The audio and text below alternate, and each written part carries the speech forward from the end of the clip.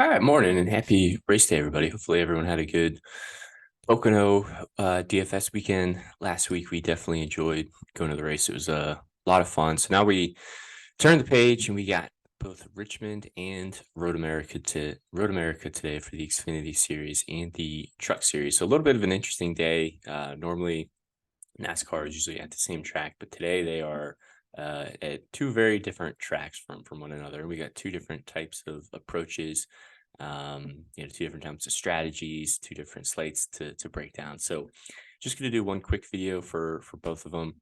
So if you're only playing the Xfinity series or if you're only playing the Truck series, just feel free to skip ahead to find the slates here. So we'll start with the Xfinity series just because that is the first slate of the day. They are on a road course, or racing at Road America.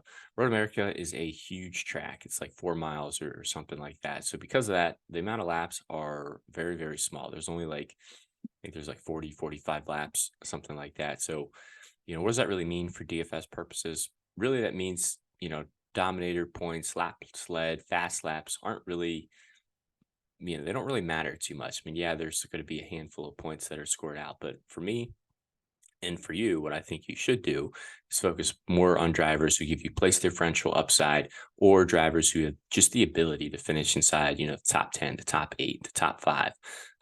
Those are really the types of plays I think you want to build around.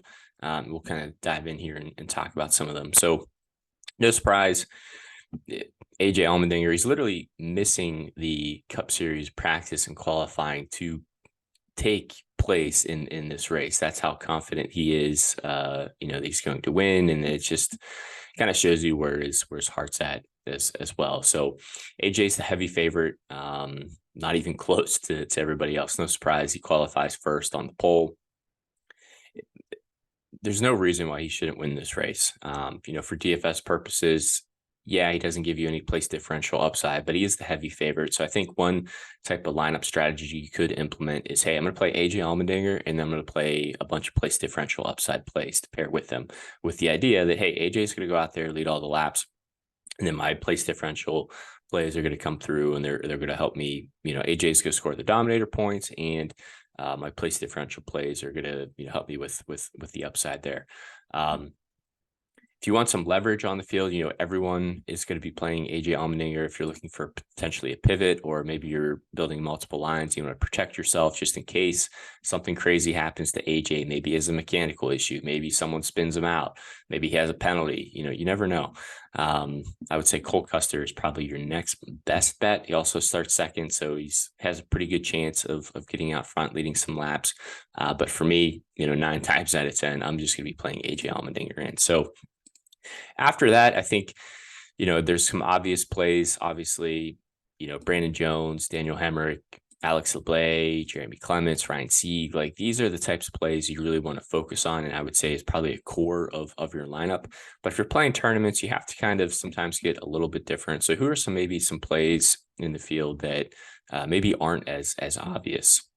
I think Sheldon Creed's a good option. He's pretty expensive for $10,000, but I think he's the third favorite. If you look at the odds, starts 12th. So he does start further to the front of the field. The advantage and upside that Sheldon Creed has is he, more than likely can get inside the top 5. I don't know you can make the same argument for Hemrick, Jones, LeBay, Clements, and Sieg. The only downside is Creed starts a lot further to the front of the field. So he doesn't have as many place differential upside points, but his finishing potential is pretty good. He's just expensive. Justin Allgaier, I feel like it's more of just a finishing potential play. I mean, he's finished really well in all the road courses that we've been in. I just think AJ and Cole Custer are probably going to be the lap leaders. Justin Allgaier doesn't really give you much place differential upside, but he should score decently well just with where he finishes. John Hunter Nemechek hasn't been the best on road courses. Really like Austin Hill as well. I like Austin Hill a little bit more than Creed just because he's a little bit cheaper, starts a little bit further back, and I would say he has just as much upside as Sheldon Creed does. Kligerman, Smith, Berry, the other Smith, Sam Mayer, Kligerman, Chandler, and Josh Berry are decent plays. Again, they're kind of similar to Austin Hill. I just think Austin Hill has more upside based off of the talent, based off of the finishes, the similar tracks that we've been at. But if you're looking for some lower owned plays to kind of maybe sprinkle in your line, don't be afraid to get to Kligerman, Chandler, or Barry there. Sammy Smith is probably going to be the lowest owned maybe of that bunch that we talked about. I feel a little bit more confident with these kind of bottom of the 9K range, outside of Austin Hill, obviously. Sam Mayer is pretty similar to Justin Allgaier. Should finish well. He just doesn't give you any place differential upside. So he's a little bit limited there as far as, his upside goes. Connor Mosack, great qualifying effort in the 19 GGR car, but starts a little bit too far to the forward in the field for me to get interested. Everyone's playing Hemrick. Everyone's playing Jones. I don't think you really have to overthink it. Maybe you want to protect yourself and get some leverage on the field and be like, all right, hey, I'm going to fade Hemrick because I think Hemrick just isn't going to have a good day, or I'm going to hope Hemrick has an issue. That's a good way to get some leverage on the field. And then maybe you pivot off Hemrick and you get to the Kligermans, the Smiths, the Berries, the Hills, some of these other drivers over that we're also interested in. Herb starts a little bit too far forward. Jones isn't good on road courses, but he's a lot better than 33rd there. Casgrella, pretty good qualifying effort. Same as Mosack, just starts with the car that he's in. I have a hard time envisioning he's going to be moving forward. Moffitt's been finishing 12th on the road courses, so I don't mind him. I think he'll be pretty low owned if you're looking for like a tournament dart, taking a risk type of play. Sage Karam, same as Casgrella, really cool, good qualifying effort just for DFS purposes. It kind of makes him unplayable. Jeb Burton starts mid-pack, probably finishes mid-pack. Like I said, we really like the 7K range with LeBay, Clements, and Sieg. Just a lot of value there for where they start. But again, if you want to fade one of those drivers, if you're looking for potentially a pivot play, look at Alfredo. Starts 23rd, probably finishes mid-pack, but you never know. Parker Retzlaff, pretty much same as Jeb Burton, starts mid-pack, probably finishes mid-pack. Josh Blicky's pretty good on road courses. He just starts 11th, so it's going to be tough to get to. Kyle Weatherman isn't in the same type of equipment as LeBay, Clements, and Sieg, but he still gives you a lot of upside, and he's a lot cheaper as well. So maybe you drop down the Weatherman. It allows you to upgrade one of your kind of more mid-level plays to more of a top range type of play.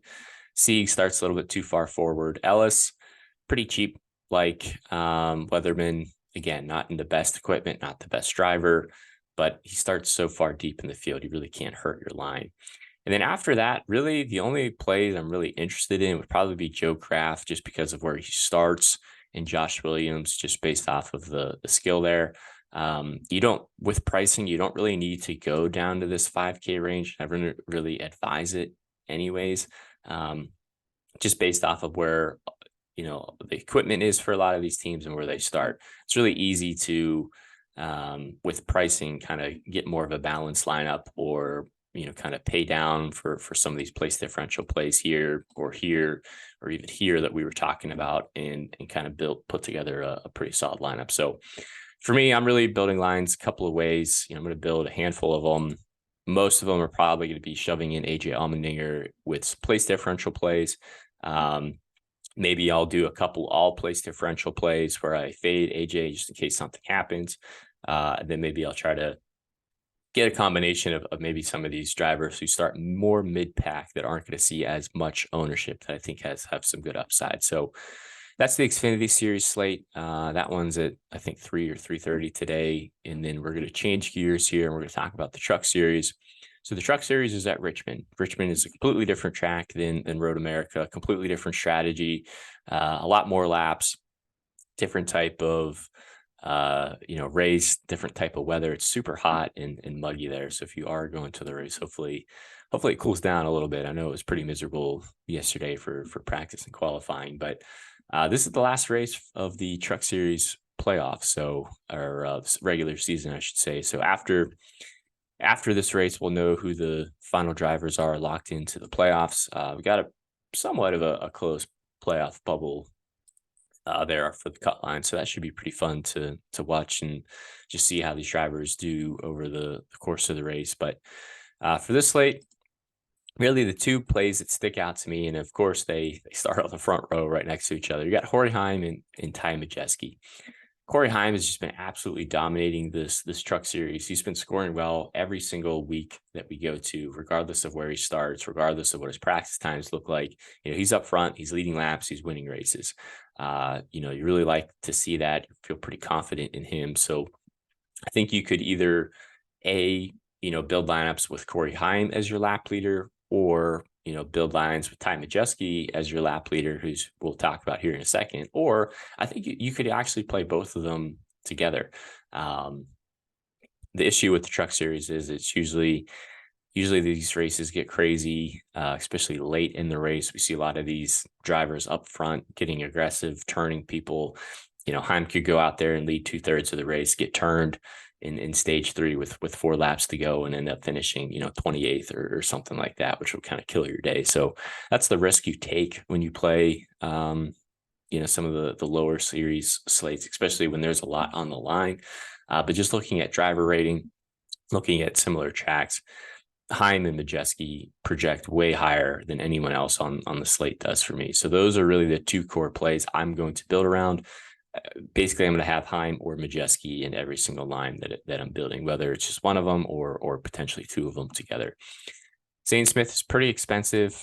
He's more of a place differential upside play. Hasn't been as good on these short flat tracks, so I don't mind getting him if you're only playing one of Heim or Majeski. But I'm not going to have a ton of Zane Smith just because I think there's some more value cheaper on the slate. Ty Majeski's been super fast as well. If there's anyone that has anything for Corey Heim, it's most likely Ty Majeski. He did outqualify Heim as well. Majeski was very quick in practice. These are the types of tracks that he excels on. So really like both those drivers there. I like Enfenger a little bit more than Zane Smith, just based off of driver rating and looking at the similar tracks. He's a little bit cheaper than Zane Smith, but again, he's more of a place differential upside type of play, and he's pretty expensive. Ben Rhodes starts a little bit too far forward. Christian Eckes has been pretty good. He starts 6th, so it's not a ton of upside there. I'd rather pay down for Carson Hocevar. Hocevar has been another driver who's really good on these short flat tracks. And the nice thing about Hocevar is he starts 17th. So, you can plug in Heim and you can plug in Hocevar. Hey, Heim's going to be my lap leader. Hocevar is going to give me those place differential points. And then Hocevar is going to come forward, maybe in stage 2, maybe in stage 3. So really like Hocevar if you're able to get to him. Sanchez, I think he's on that playoff bubble as well. So he might be stage racing a little bit just to ensure he locks himself in, which I don't mind. Starts 14th, should have hopefully a pretty, safe, quiet day, and he'll sneak into the playoffs. But then we get to Friesen, Crafton, and Matt DiBenedetto. So really the whole 9K range is competing with one another for the playoffs here.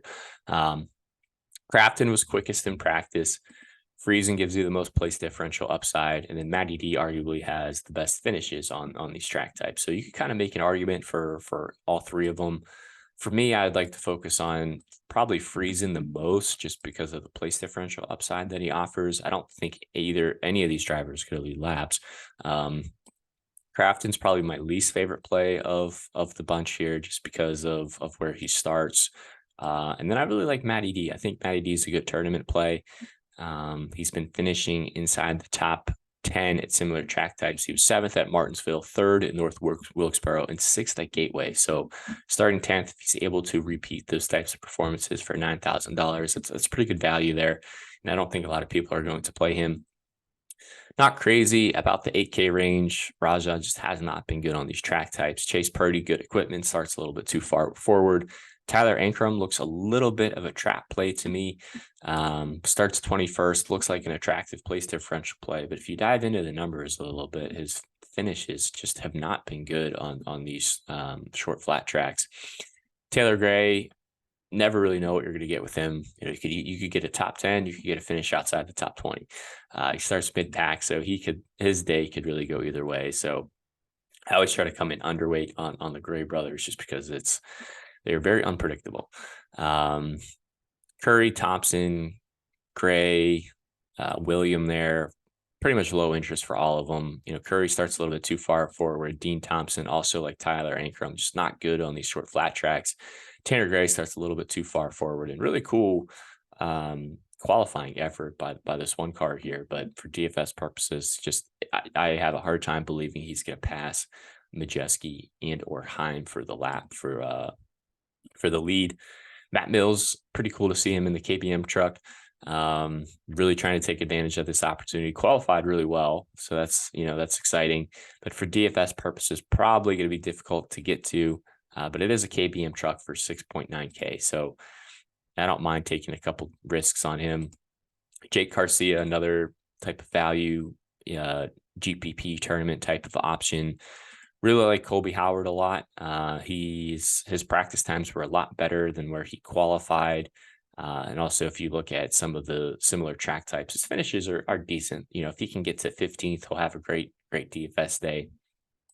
Connor Jones is probably a pivot off of Colby Howard. I just think Howard has more experience. He's shown the ability to get it done, whereas Connor Jones has been fast. He just doesn't always necessarily get the finishes. Will Rogers, good driver, just not the best equipment. So I don't mind getting him if you kind of need a driver to round out your line. Same with Brett Holmes. Like anyone really from Mills to Holmes, I'm kind of sprinkling in. Howard, I'm kind of building around as a core play, but these other plays, I'm going to sprinkle in to make sure I get different combinations of the guys I do want to fit into my lines. Not getting to Daniel Dyer or Haley Deegan today. They just have been kind of trending in the wrong direction. And then if you do need a punt play, my two favorite punt plays are going to be Timmy Hill starting 30th and then Ryan Vargas starting 28th.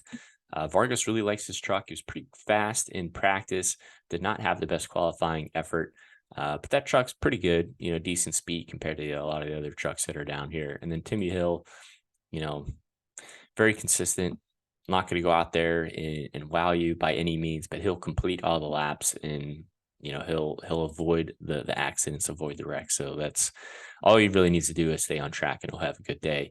And then from there, I'm not really getting too much lower than that. I think you can make an argument for Christian Rose there, basically because he starts DFL, but all these other trucks just are not fast enough or start a little bit too far forward. So got a doubleheader with Road America and Richmond. Hopefully you guys have a good DFS day. I'm headed up to the lake, so probably no Cup Series video, depending on what time we get back. But more than likely not going to have a Cup Series video out this weekend, but that'll do it for us this weekend. You guys have fun, and catch you next week.